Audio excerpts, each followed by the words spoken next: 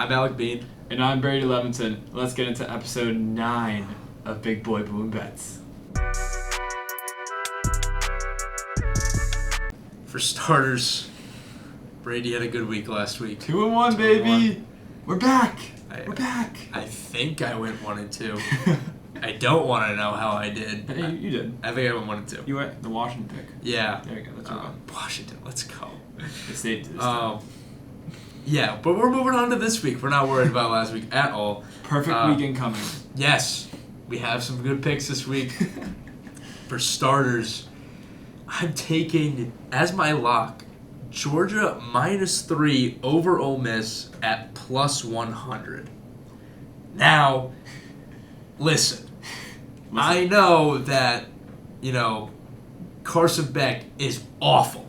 17 touchdowns, 11 interceptions this year. What are we doing? 8 games. What are we doing, Carson Beck? I don't know what's going on with Georgia, but they're 7-1, and they're still beating teams. So I'm not really worried. Jackson Dart's whole, we gotta win out. I don't care. All right, he's not Anakin Skywalker as much as he thinks he is. I think that Georgia's going to win this game. I think that defense is going to be too much. I don't care that they're in Mississippi. Give me Georgia -3 over Jackson Dart and the Rebels. I am a big Jackson Dart fan. Me too. And that tight end, the kid, yes, he's cool. I do love Jackson Dart, by the way. Yeah, but love the pick. Always love plus odds. For my lock of the week, I've hit on 2 straight over-under picks, so let's make it 3.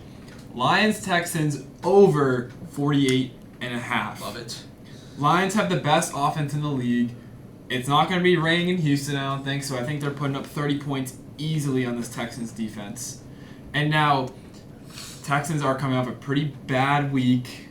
C.J. Stroud looked like the quarterback that was taken before him in the draft. Not great, but hey, if Nico Collins comes back this week, it's a huge boost. And even so, C.J. Stroud is way too good to have 2 god-awful games in a row. Agreed. I think he figures it out. And the Lions defense has been pretty good, but they're nothing too crazy. I think this is going to be somewhat of a shootout. I think the Lions take it easily, but it's going to still be a shootout nonetheless. This game's going over. Lock it in. 3 straight over-under picks are about to hit. Love it. Love that pick. Absolutely. C.J. Stroud's going to have a bounce-back week. Now, for my upset of the week, you're going to look at me and you're going to say, Alec, there's no way that this is going to hit. And you're probably right. However, I don't care what you have to say. Okay? Whoa. Give me the Utah Utes, the 4-4 Utah Utes, money line over BYU at +145. Battle of Utah. Now, BYU is ranked 9th in the country. They are 1st in the Big 12. I believe Utah is 13th in the Big 12. They're 4-4. But you know something? These odds should be much higher. It should be in the 300s. I don't care that they're in Utah. Vegas knows something. Vegas knows that if BYU loses, Colorado can sneak into that top spot in the Big 12. Ooh, hello, Dion. So let's think about this from a marketing standpoint. Let's not even think about this from a betting standpoint, because this is an awful pick from a betting standpoint. Vegas knows that if Utah wins, that's huge for Colorado, which means more money in their pockets when people bet on Colorado because they're fun to watch. Mm-hmm. Give me the Utes. Their quarterback is awful, might I add. 8 touchdowns, 8 interceptions. 1-to-1 ratio. Terrible. Awful. Give me Utah money line +145 over the Cougars. Hey, when Vegas knows, Vegas knows. They know. I love the logic. Sometimes you just got to go with your gut. Love the pick. For my upset of the week, I haven't hit on one of these in a while, but I'm feeling really confident about this one. I like this pick. Steelers money line at the Commanders at +120. I like it. The Steelers looked great the past couple weeks. I think Russell Wilson has found some of that spark he had when he was young. Yeah. Obviously, not the same player, but he looks better than he did a year ago. The Steelers just added Mike Williams, adding to that receiving core. I mean, you got George Pickens and Mike Williams, and then Calvin Austin's pretty good too. Yeah. I'm loving how the Steelers' offense look. Najee Harris is actually very balanced pretty offense, solid. yeah. Have to agree with that. And the Commanders, obviously, they've been the biggest surprise in football this season. I'm a huge fan. I'm on the Jaden Daniels train for life. How can you not be? Exactly.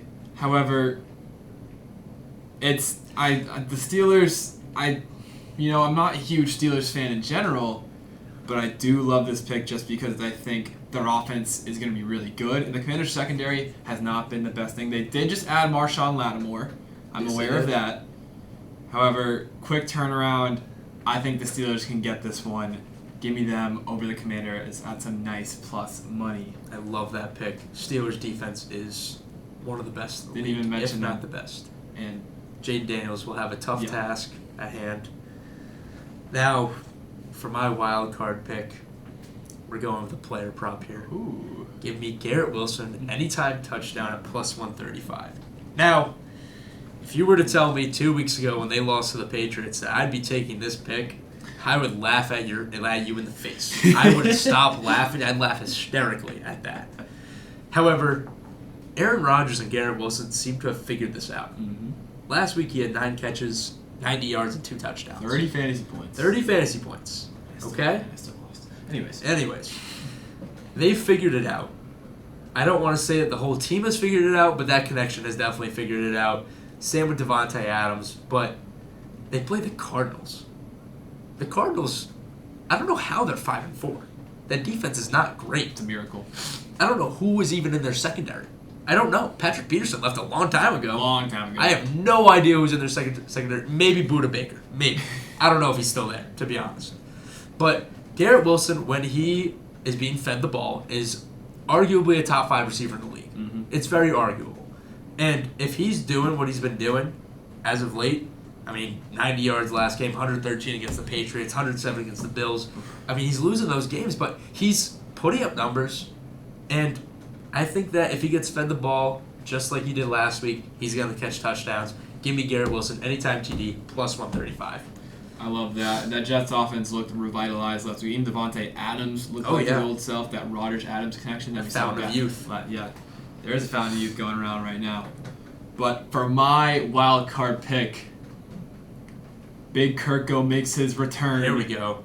To my betting lines. Give me the Falcons. Alternate spread. Yep. Getting a little gross here. -6 against the Saints at plus 115. Love it. I was looking for something plus money, and I'm like, wow. The Saints, they're done. Oh, yeah. Dennis Allen, gone. They're terrible. Derek Carr throwing hospital balls. Chris Olave needs to retire. Rashid Shaheed's out for the season. The best weapon on the offense besides Alvin Kamara is Taysom Hill. Oof. What are we doing in New Orleans? I don't know. What are we doing?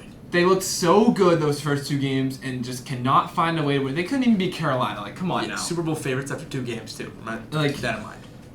It's a shame what's happened there, but it's all going downhill, and the Falcons look really, really solid. I love how they've turned it around in Atlanta. Big win over the Cowboys last week. Now, the Cowboys haven't been great, but the Falcons have looked like an all-around great team. Probably going to win that division unless the Buccaneers have anything to say about it. But the Saints look really bad right now. The Falcons are really good, and by that logic, I think the Falcons beat them by at least a touchdown. Give me their alternate spread at -6 plus 115. Absolutely love that pick. It's a divisional game. They have to win it. It's going to help them out. I think if they win this game, their chances of winning the division go very, very up. Especially with the Buccaneers loss to the Chiefs. That one kills. And their injuries. Exactly. Yeah. But that's going to do it for this episode of Big Boy Boomin Bets. Hoping. Honestly, even if both of us get a winning record this week, I'll be happy with that. But it's going to be a perfect week. But it's going to be a perfect week. Perfect. Don't you worry to all of our great viewers watching.